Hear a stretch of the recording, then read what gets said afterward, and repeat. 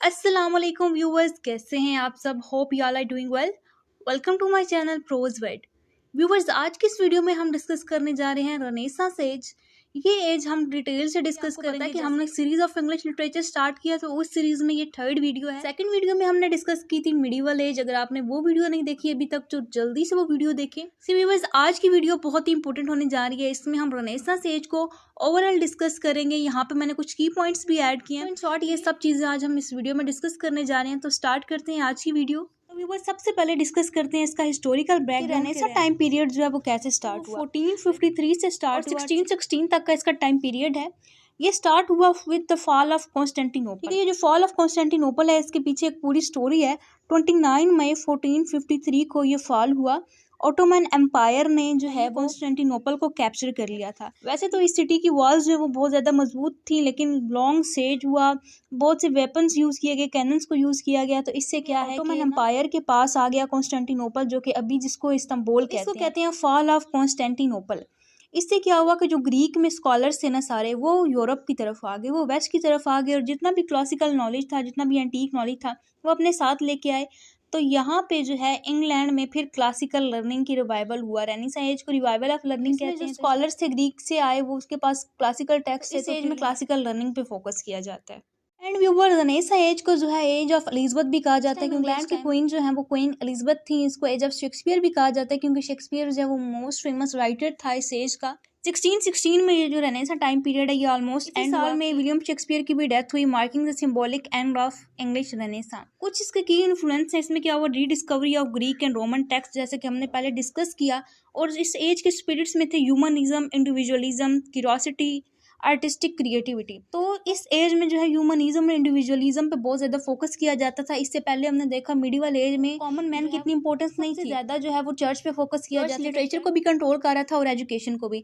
लेकिन इस time period में रेनेसां एज में जो है वो ह्यूमन को इंपॉर्टेंस दी जाती थी, इंडिविजुअल को इंपॉर्टेंस दी जाती थी, man was the centre of universe, और चर्च को जो है वो कम इंपॉर्टेंस दी जाती थी। नेक्स्ट हम कुछ इंपॉर्टेंट कैरेक्टरिस्टिक्स डिस्कस करते हैं रेनेसां की, जिसमें इंक्लूड है humanism, secularism, individualism, classical influence and experimentation with forms. तो रेनेसां एज जो है वो बहुत ही एक न्यू एज थी। इसमें ह्यूमनिज्म पे फोकस किया गया, बहुत सी डिस्कवरीज हुई, मतलब बहुत ही एक फ्रेश एज थी। वीडियो में मैंने डिटेल से स्लाइड्स ऐड की हैं। स्लाइड ऐड करने का पर्पज ये होता है कि आपको साथ साथ नोट्स भी मिल सके, तो आप वीडियो के दौरान नोट कर सकते हैं, इनका स्क्रीनशॉट ले लें और इनको बाद में नोट कर लीजिए। तो डिस्कस करते हैं। First was humanism. रेनेसां की एक कैरेक्टरिस्टिक जो है वो ह्यूमनिज्म है, यानी कि ह्यूमन पे बहुत ज्यादा फोकस किया गया, डिग्निटी पे, रीजन पे। सेकुलरिज्म था, shift from religious to worldly subjects. पहले जो है मिडिवल टाइम पीरियड में या फिर डार्क एजेस में वो बहुत ही ज्यादा फोकस किया जाता था रिलीजन पे, जो है वो वर्ल्डली सब्जेक्ट्स को भी इंक्लूड करवाया गया। थीम्स बहुत ज्यादा थे, इंसान से रिलेटेड, कॉमन मैन को डिस्कस किया जाता था। इस एज में फिर बेकन भी आता है, बेकन के एसेस भी आते हैं, जिनका सब्जेक्ट मैटर वर्ल्डली था। नेक्स्ट कैरेक्टरिस्टिक या फीचर ऑफ रेनेसां जो है वो इंडिविजुअलिज्म है, यानी कि एक पर्सन पे फोकस किया जाता था, पर्सनल आइडेंटिटी है, सेल्फ एक्सप्रेशन, यानी कि हर इंडिविजुअल यूनिक है, हर इंडिविजुअल इंपॉर्टेंट, इंसान की एक अपनी यूनिक आइडेंटिटी है। तो मैन जो था उस पर फोकस किया जाता था। Next is classical influence. इनमें क्या हुआ कि revival of Greek and Roman style and theme. ठीक है, रिवाइवल ऑफ लर्निंग, जिस तरह हमने वो सारा सीन देखा, फॉल ऑफ कॉन्स्टेंटिनोपल, और तो ग्रीक और रोमन स्टाइल्स और थीम्स को बहुत ज़्यादा राइटर ने फॉलो किया या फिर इमिटेट किया, आप ये कह सकते हैं। इस एज में बहुत ज़्यादा एक्सपेरिमेंटेशन हुई विद फॉर्म्स। सोनेट्स लिखी जाती थी, एसेस लिखे जाते थे, जिसमें बेकन के ऐसे बहुत फेमस थे। शेक्सपियर की सोनेट ब्लैंक वर्ड्स में लिखा जाता था, यानी कि जिसकी ऐसी पोइट्री जिसमें राइमिंग स्कीम नहीं होती थी। और इस एज का सबसे फेमस जो था वो ड्रामा था। अगर हम डिस्कस करें कि रेनेसां में इंपॉर्टेंट जॉनरास कौन से थे, तो उसमें आता है पोइट्री, ड्रामा और प्रोज। ठीक है, पोइट्री में सोनेट्स आती हैं, जो कि स्पेशली पेट्रार्कन और शेक्सपियरियन सोनेट। ड्रामा जो है वो मोस्ट फेमस जॉनरा था। ड्रामा में डिफरेंट कैटेगरीज ऑफ ड्रामा लिखे जाते हैं। प्रोज लिखा जाता है, जिसमें एसेज आते हैं हमारे पास, पैम्फलेट्स आते हैं, translation of classical works. Prose में सबसे ज़्यादा फेमस थे एसेस, बेकन के एसेस। बेकन को बहुत ही ज़्यादा फेमस राइटर माना जाता था रेनेसां टाइम पीरियड का, उसके एसेस बहुत फेमस हैं। अगर आप बेकन के एसेस पे वीडियो चाहते हैं तो वो ऑलरेडी मैंने अपलोड कर दिया है, उनको विजिट कर लें, आपको वो वीडियोस वहाँ से मिल जाएंगी। उनकी मैंने कंप्लीट प्लेलिस्ट भी बना लिया, तो जो आपको वीडियो देखनी है आप वो वहाँ से सिलेक्ट कर सकते हैं। And viewer, next point is major writers and their contribution.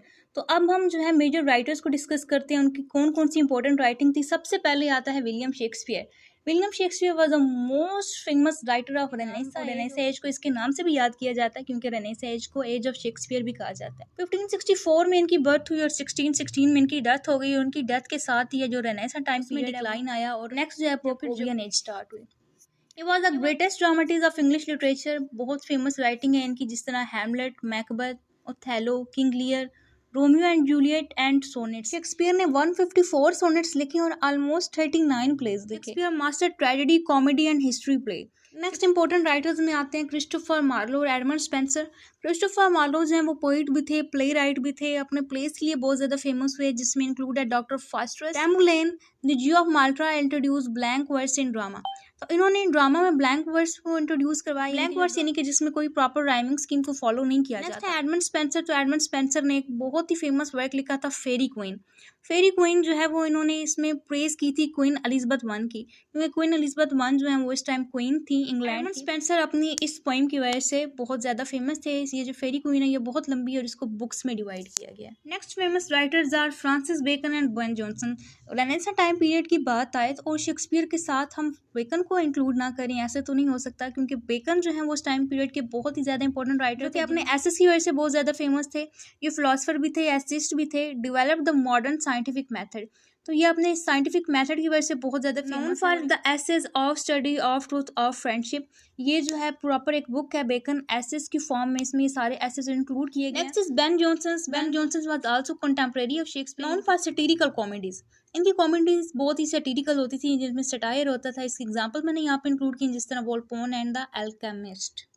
Viewers, जैसे कि आप जानते हैं कि रेनेसा टाइम पीरियड में सबसे ज़्यादा फेमस जॉनर ऑफ लिटरेचर जो था वो ड्रामा था। तो ड्रामा में बहुत सी डेवलपमेंट्स भी हैं, जिस तरह परमानेंट थिएटर्स होते थे, theatres like the globe were build.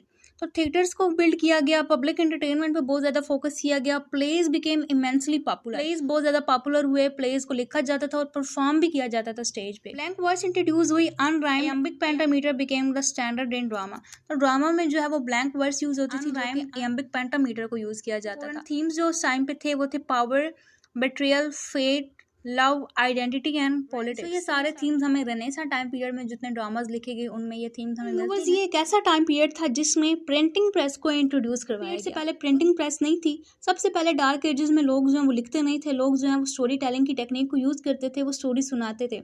उसके बाद मिडिवल टाइम पीरियड में मैन्युस्क्रिप्ट्स आए, यानी कि लोग हाथों से बुक्स को लिखते थे। वो बहुत ही रेयर थी और बहुत ही ज़्यादा वो रिच लोगों के पास जाती थी, वो कॉमन मैन के पास नहीं थी।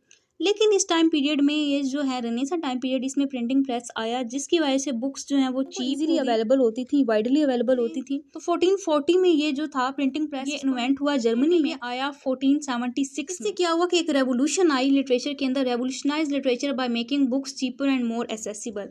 ठीक है, बुक्स जो है वो इतनी महंगी नहीं होती थी, बहुत ज़्यादा एसेसिबल थी। लिटरेसी रेट्स इससे इम्प्रूव्ड हुए, क्योंकि आइडियाज़ जो हैं वो बहुत ही तेज़ी से स्प्रेड करने लगे, क्योंकि ये आम लोगों तक भी पहुंच सकती थी ना। तो यूरोप में एक इंटेलेक्चुअल एक्सचेंज हुआ था, इसकी वजह से जो है राइटिंग प्रिजर्व की गई, क्लासिकल टेक्स्ट हैं वो सर्कुलेट हुए, new literary writing circulate, spread of knowledge and ideas led to increase literacy and critical thinking.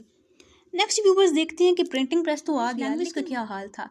Rise of English as a literary language, उसका राइज हुआ था। इंग्लिश जो है वो बहुत ज़्यादा कॉमन हो गई थी लिटरेरी लैंग्वेज। पहले जो है लैटिन डोमिनेंट थी लिटरेचर में भी और एजुकेशन में भी। लैटिन डोमिनेंट थी लिटरेचर में भी, स्कॉलरशिप में भी और रिलीजन में भी। Writers began using vernacular English which enriched and standardized the language.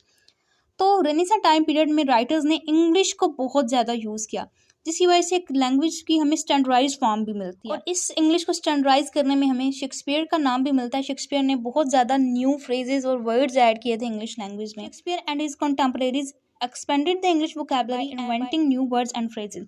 Shakespeare हो गए, मार्लो, एडमंड और स्पेंसर, इन लोगों ने बहुत ज़्यादा न्यू वर्ड्स और एक्सप्रेशन को कोइन किया, यानी कि न्यू वर्ड्स बनाए, न्यू एक्सप्रेशन बनाई, जिससे जो है वो इंग्लिश लैंग्वेज में एडिशन हुई, इंग्लिश लैंग्वेज स्टैंडर्डाइज फॉर्म में आई और इनमें से बहुत से वर्ड्स और फ्रेजेस हम आज तक यूज़ करते हैं। So viewers, next point discuss करते हैं influence of Italian Renaissance. Renaissance जो है यानी कि रिवाइवल ऑफ लर्निंग सबसे पहले इटली में आया था। ठीक है, तो इसकी जो है वो इटली थी 14th सेंचुरी में। इसके बाद ये इंग्लैंड में आया 15 और 16 सेंचुरी में। रेनेसा जो है वो बहुत ज़्यादा फेमस हो गया इंग्लैंड में, इस पर इटालियन इन्फ्लुएंस था। किस तरह से राइटर्स जो है वो पेट्रार्कन सोनेट्स यूज़ करते थे, थीम्स यूज़ करते थे of courtly love, classical mythology and beauty. इसके अलावा writers like Sidney and Spenser were inspired by Italian form.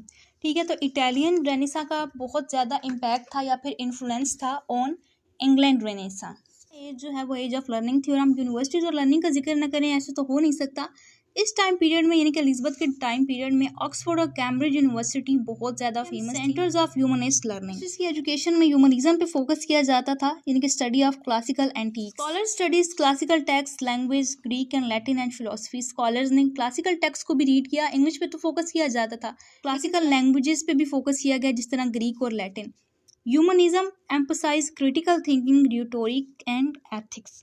Humanism पे बहुत ज़्यादा फोकस किया गया। ह्यूमनिस्ट जो थे वो लैटिन और ग्रीक के टेक्स्ट भी पढ़ते थे to gain insight into philosophy, politics and history. Time period में हमारे पास स्कॉलर्स भी थे और काफ़ी ज़्यादा एजुकेटेड राइटर्स थे, क्योंकि उस टाइम यूनिवर्सिटीज़ थी, और यूनिवर्सिटीज़ जो थी वो ज़्यादा ह्यूमनिज्म पे और इंडिविजुअलिज्म पे फोकस करती थी, चर्च को इतनी इंपॉर्टेंस नहीं दी जाती थी। टाइम पीरियड में बहुत ज़्यादा साइंटिफिक और ज्योग्राफिकल डिस्कवरीज हुई। Renaissance was a time of scientific revolution and world exploration. Discoveries by Copernicus, Galileo and Columbus shifted world view. Copernicus ने आइडिया दिया हेलियोसेंट्रिज्म का, यानी कि जो सेंटर्ड यूनिवर्स। गैलीलियो ने टेलीस्कोप इन्वेंट किया और कोलंबस ने अमेरिका को डिस्कवर किया। यूनिवर्स की अंडरस्टैंडिंग हुई और इंसान की क्या प्लेस है यूनिवर्स में। Literature began reflecting curiosity about the universe, nature and human potential. तो इस एज में जो है थीम्स भी ऐसे ही होते थे एक्सप्लोरेशन के। तो इस एज में थीम्स भी ऐसे ही होते थे जैसे कि एक्सप्लोरेशन के, curiosity, power of human mind, human potential, universe, nature, ETC। ये सारे थीम्स जो हैं वो बहुत ज़्यादा फेमस थे और बहुत ज़्यादा और ज्योग्राफिकल डिस्कवरीज की गई। And viewers, next point is religious contact में रिलीजन को किस तरह से फॉलो किया जाता था, ये रिलीजन की क्या इंपॉर्टेंस थी। तो इसमें ह्यूमनिज्म पे फोकस किया जाता था, रिलीजन की इतनी खास इंपॉर्टेंस नहीं थी जिस तरह मिडिवल टाइम पीरियड में थी। प्रोटेस्टेंट रिफॉर्मेशन आया 1517 and onwards, challenge the Catholic church authority. Catholic church की अथॉरिटी को चैलेंज किया गया। प्रोटेस्टेंट और कैथोलिक की ये कॉन्फ्लिक्ट थी, led to religious debates and conflicts between Protestant and Catholics in England. Writer often reflected on morality, sin, fate and human free will. तो writers ने जो है वो इतना फोकस नहीं किया रिलीजन पे, बल्कि वो बात करते थे सिन की भी बात करते थे, फेट की बात करते थे, ह्यूमन फ्री विल की बात करते थे। प्रोटेस्टेंट रिफॉर्मेशन आई जिसको लेड किया मार्टिन लूथर ने इन 1517, और इसने क्वेश्चन किया about the authority of Catholic church in England. It led to Reformation with King Henry VIII forming church of England. And viewers, the last point is transition to the Jacobean age. Renaissance time period खत्म हुआ और उसके बाद Jacobean age start हुई। Elizabeth की death के बाद जो है वो रेनेसा टाइम पीरियड खत्म हो गया। After Elizabeth death in 1603 James I became king. Elizabeth की डेथ के बाद उसका कजन जो है जेम्स I वो किंग बना। This shift led into the Jacobean era, often considered a continuation of Renaissance literature with darker tone। Time period के कुछ लास्ट ईयर्स जो है वो इस जैकोबियन एरा में इंक्लूड किए जाते हैं, जैसे 1603 से लेकर 1625 में थोड़ी सी डार्क टोन यूज होती थी, डार्क थीम्स यूज होते थे, जिस तरह करप्शन, एम्बिशन, तो इस तरह के थीम्स पे फोकस किया जाता था। शेक्सपियर के कुछ लेटर प्लेस थे जिस तरह मैकबथ और किंग लियर, वो इसी टाइम पीरियड में लिखे गए थे, यानी कि जैकोबियन एज में लिखे गए थे। एंड व्यूवर्स, अगर हम इस सारी डिस्कशन को कंक्लूड करें तो हम ये कह सकते हैं कि रेनेसा टाइम पीरियड जो था वो गोल्डन इरा था रीबर्थ का इंग्लिश लिटरेचर में, marked by humanism, artistic excellence and the revival of classical learning. इससे क्या हुआ, इंग्लिश ड्रामा जो है वो ट्रांसफॉर्म हुआ, पोइट्री एंड प्रोज। इसने हमें बहुत ही लेजेंडरी राइटर्स दिए जिस तरह शेक्सपियर, मार्लो और Spenser. The spirit of inquiry, creativity and exploration during this period laid the foundation for modern literature and thoughts. तो ये एक शॉर्ट सा कंक्लूजन है हमारी सारी डिस्कशन का। सो व्यूअर्स, ये थी आज की हमारी वीडियो। इसमें हमने डिटेल से रेनेसांस एज को डिस्कस किया। आपको ये वीडियो बहुत अच्छी लगी होगी, मुझे कमेंट सेक्शन में जरूर बताएं कि आपकी वीडियो कैसी लगी। और व्यूवर्स, अगर आप चैनल पे न्यू हैं तो जल्दी से चैनल को सब्सक्राइब कर दें। हिस्ट्री ऑफ इंग्लिश लिटरेचर की सीरीज स्टार्ट की और इस सीरीज में ये 3rd वीडियो थी। सो नेक्स्ट हम कवर करने जा रहे हैं जैकोबियन एज। होप सो आपको ये वीडियो बहुत अच्छी लगी होगी। वीडियो को लाइक करें, फ्रेंड के साथ शेयर करें और चैनल को सब्सक्राइब करना मत भूलें। चैनल को सब्सक्राइब करें और मुझे जल्दी से कमेंट सेक्शन में बताएं कि आपकी वीडियो कैसी लगी। मिलते हैं आपसे नेक्स्ट वीडियो में।